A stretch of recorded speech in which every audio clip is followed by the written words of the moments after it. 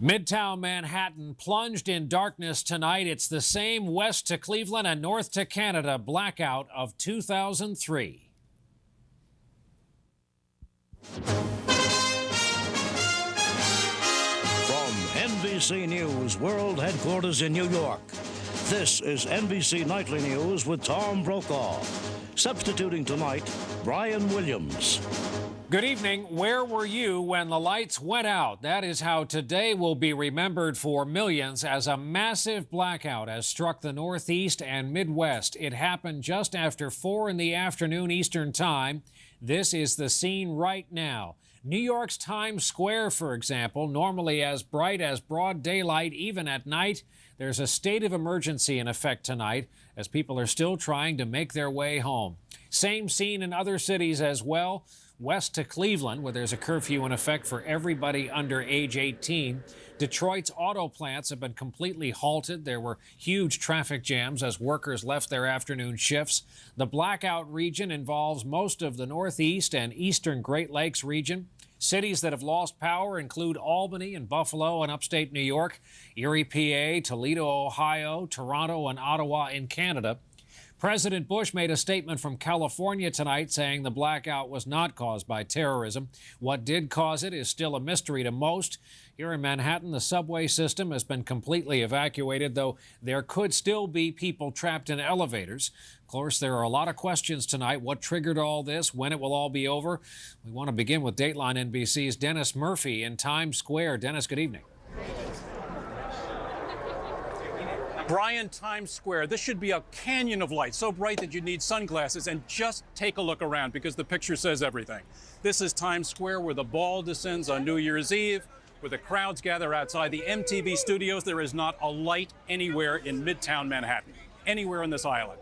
As you can imagine, it was a twitchy 45 minutes when the power went out about 4:10 this afternoon.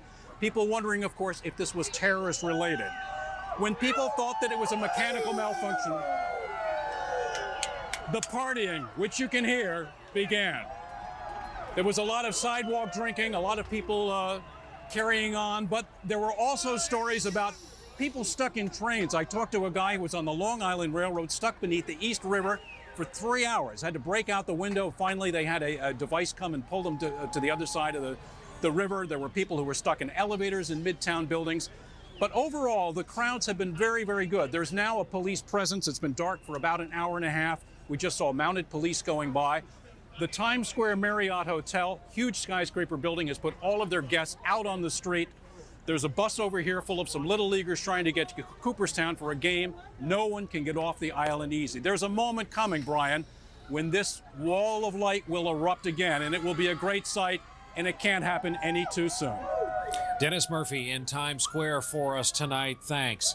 The scope of this was not immediately apparent to people in New York who had reason back on 9/11, of course, to feel that perhaps the worst had happened again when the city had its power cut off. But then we learned it stretched far west of here. NBC's Lisa Myers has been tracking the size and scope of this all day long from our Washington newsroom. Lisa, good evening. Good evening, Brian. At its peak, the massive blackout impacted tens of millions of people in parts of 6 states and Canada. Tonight, both Cleveland and Warren, Michigan have declared curfews to keep people off darkened streets. This was the scene in New York City. After the power went out, thousands of people simply decided to start walking. The billboards on Broadway went dark. Those on the ground reported frustration, but no panic. In fact, some New Yorkers treated the inconvenience with good humor. The most immediate concern for thousands believed to be stranded underground in the dark in the New York subway system or in elevators in skyscrapers. New York City Mayor Michael Bloomberg said there are no reports of injuries. The police are saying that the evacuation procedures are working, people are calm, and that they are getting out. The power outage hit the cities of New York, Albany, and Syracuse, Detroit, Cleveland, Akron, Toledo, Hartford, Connecticut, and Newark, New Jersey, as well as the Canadian cities of Toronto and Ottawa. Whether there was a power failure in northern New York or southern Canada, That cascaded down through the system and affected the power grid as far east as Connecticut, as far south as New Jersey, and as far west as Ohio. The Federal Nuclear Regulatory Commission says the power grid became so unstable, 9 nuclear reactors in 4 states shut down. Whatever the exact cause, experts say the problem probably cascaded because the nation's power grid is archaic, described as a dirt road when what is needed is a superhighway. Which means, Brian, that there may be some political fallout from all this because last year Congress rejected spending millions of dollars to upgrade the power grid. Brian. Lisa Myers in Washington tonight. Thanks. As we mentioned, once New Yorkers knew this was not the worst imaginable, that it was, in the words of one, just another blackout, something they'd lived through before, they decided to do what New Yorkers do best, make the best of it. No looting reported tonight. All the buses and trains were emptied out, along with most of the Midtown office buildings. NBC News correspondent Robert Bazell has been out on the city streets all afternoon and evening long. Bob, good evening.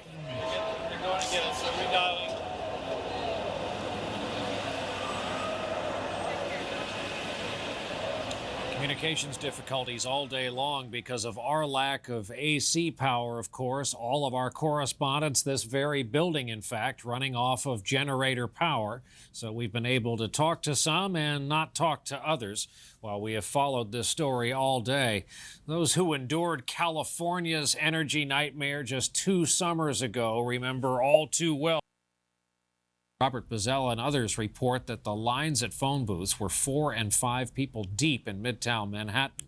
We will try our level best to reestablish phone contact with Tom Lamas. Rahima Ellis has been near the mouth of the 59th Street Bridge for the better part of this evening.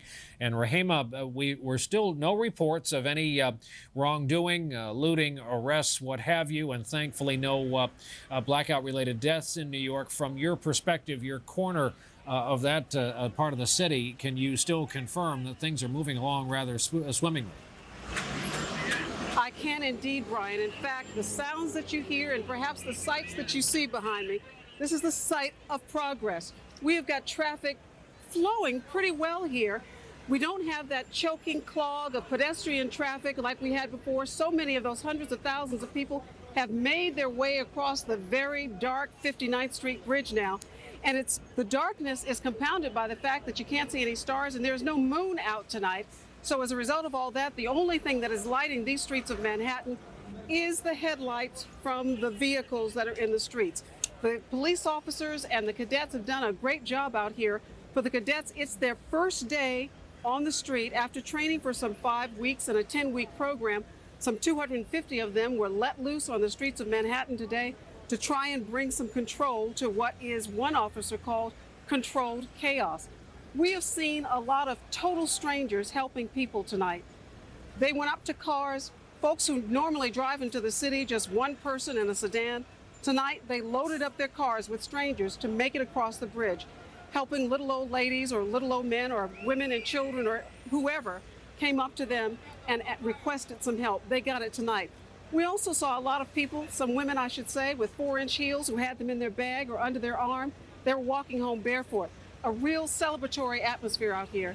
Things are going as smoothly as they possibly could. Brian? Rahima, thank you for that reporting near the 59th Street Bridge. We're happy to be joined tonight by the governor of one of the major and most densely populated states involved in this tonight, Jim McGreevey of the state of New Jersey. Governor, again, the same question as earlier this evening, the percentage of New Jersey that was hit versus the percentage where power is restored this evening. Brian, and again, if I could just back up that report, I mean, there have been so many examples of people caring, trying to help other people get home, strangers piling into cars, people being let off at their homes.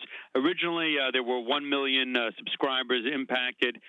Then we went down approximately an hour ago to 400,000, and now we're down to 350,000 subscribers without any energy.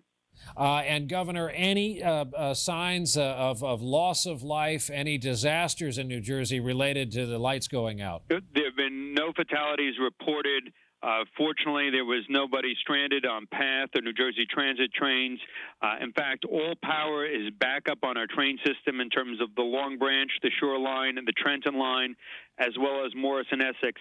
The only line that hasn't been restored is Hoboken because of the Marion substation. But because of the state police or local police departments, Brian, it's been tremendous. I mean, people have been cooperating. Our neighborhoods are safe, secure. It's exceptionally quiet. We've deployed state police in approximately 30 cities. That number will probably grow. We also have the benefit of the National Guard providing for deployment as requested. But New Jersey's quiet. This has obviously been a difficult circumstance, but we're tough, compassionate, and we're going to get through this. We'll end on that note. Governor Jim McGreevey of the state of New Jersey tonight. Thank you, Brian. Our thanks. For those who have made their living in their home here in New York for a long time, today's power blackout may have felt a little too familiar. NBC's Bob Fall reports tonight on those harrowing moments when the lights went out here in New York City. In blackouts, civilization flickers and is also reborn.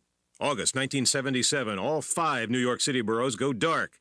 A night of terror, Time magazine called it. Looters breaking into abandoned stores, setting fires. Nearly 3,800 people are arrested. Damage estimated at $300 million. There is confusion and fear. As soon as the light went off, a lot of people reverted back to their basic animal instincts. 12 years earlier, a rush hour in November, the blackout is bigger. 80,000 square miles in the Northeast, parts of